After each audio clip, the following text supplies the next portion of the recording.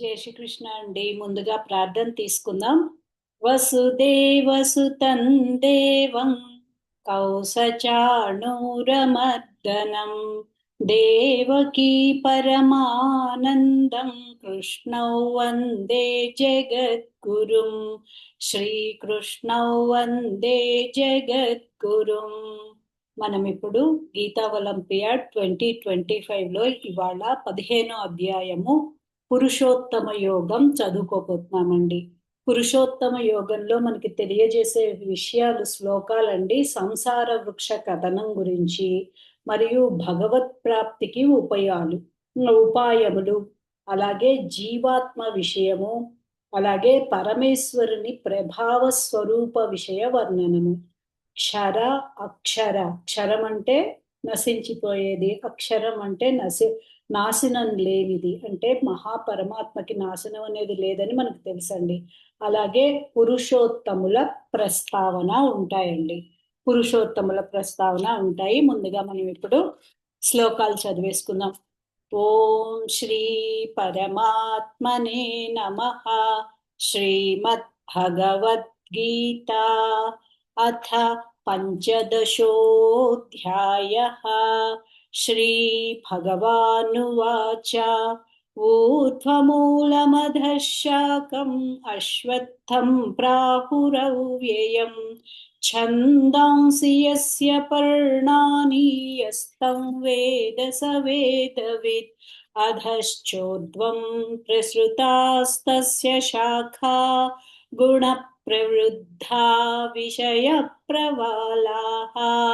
अधश्च मूलान्यनुसन्ततानि कर्मानुबन्धीनि मनुष्यलोके न रूपमस्येह तथोपलभ्यते नान्तो न चादिर्न च सम्प्रतिष्ठा अश्वत्थमेनं सुविरूढमूलम् असङ्गशस्त्रेण दृढेन छित्त्वा ततः पदं तत्परिमार्गितव्यै यस्मिन् गता न निवर्तन्ति भूयः तमेव चाद्यं पुरुषं प्रपद्ये यतः प्रवृत्तिः प्रसृता पुराणी निर्माणमोहा जितसङ्गदोषा अध्यात्मनित्या विनिवृत्तकामाः द्वन्द्वैर्विमुक्ताः सुखदुःखसंज्ञैर्गच्छन्त्यमूढाः पदमव्ययं तत् न तद्भासयते सूर्यो न शशाङ्को न पावकः यद्गत्वा न निवर्तन्ते तद्धाम परमं मम ममैवांशो जीवलोके जीवभूतः सनातनः मनःषष्ठानीन्द्रियाणि प्रकृतिस्थानि कर्षति शरीरै यदवाप्नोति यच्चाप्युत्क्रामतीश्वरः गृहीत्वैतानि संयाति वायुर्गन्धानि वाशयात् श्रोत्रं चक्षुस्पर्शनं च रसनं घ्राणमेव च अधिष्ठाय मनश्चायं विषयानुपसेवते उत्क्रामन्तं स्थितं वापि भुञ्जानौ वा गुणान्वितं विमूढानानुपश्यन्ति पश्यन्ति ज्ञानचक्षुषः यतन्तो योगिनश्चैनं पश्यन्त्यात्मन्यवस्थितं यतन्तोऽप्यकृतात्मानो नैनं पश्यन्त्यचेतसः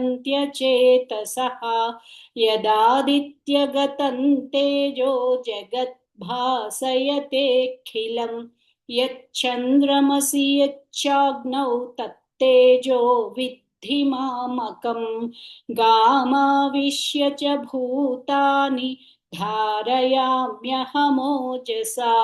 पुष्णामि चौषधिः सर्वाः सोमो भूत्वा रसात्मकः अहौ वैश्वानरो भूत्वा प्राणिनां देहमाश्रितः प्राणापानसमायुक्तः पचाम्यन्नैचतुर्विधम् सर्वस्य चाहं हृदि सन्निविष्टो मत्तस्मृतिर्ज्ञानमपोहनं च वेदैश्च सर्वैरहमेव वेद्यो वेदान्तकृद्वेदविदेव चाहम् द्वाविमौ पुरुषौ लोके क्षरश्चाक्षर एव च क्षरः सर्वाणि भूतानि कूटस्थोऽक्षर उच्यते उत्तमः पुरुषस्त्वन्यः परमात्मेत्युदाहृतः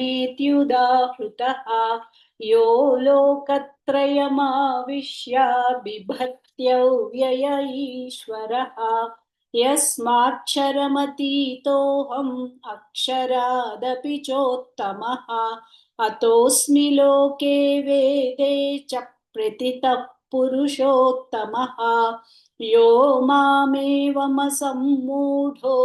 जानाति पुरुषोत्तमं स सर्वविद् भजति मां सर्वभावेन भारत इति गुह्यतमं शास्त्रम् इदमुक्तं मया नघ एतद्बुद्ध्वा बुद्धिमान् स्यात् कृतकृत्यश्च भारत ॐ तत्सदिति श्रीमद्भगवद्गीतासु उपनिषत्सु ब्रह्मविद्यायां योगशास्त्रे श्रीकृष्णार्जुनसंवादे पुरुषोत्तमयोगो नाम पञ्चदशोऽध्यायः।